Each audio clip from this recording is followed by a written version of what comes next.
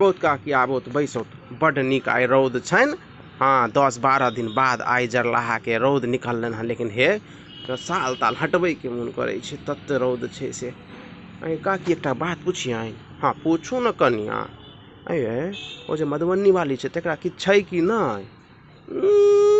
कहैया कियो आइ काल्हि अपनामे ओहि दिन छत पर से नीचा आबैत रहे, कहले की कनिया कोनो बात?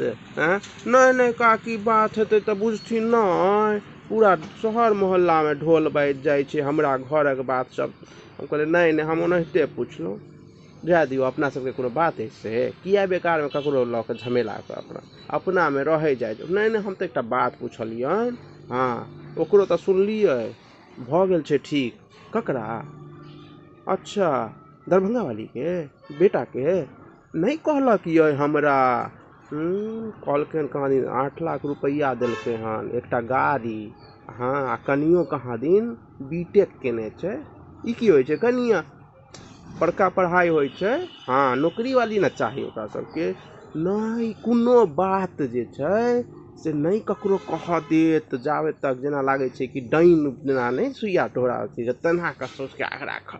जाय दियौ हेतै तऽ बुझबे करतै लोक, तहन जे कहतै जे देखैत आबियत कनिया, कहबै हम नहीं आब कनिया मोन बड़ खराब ये।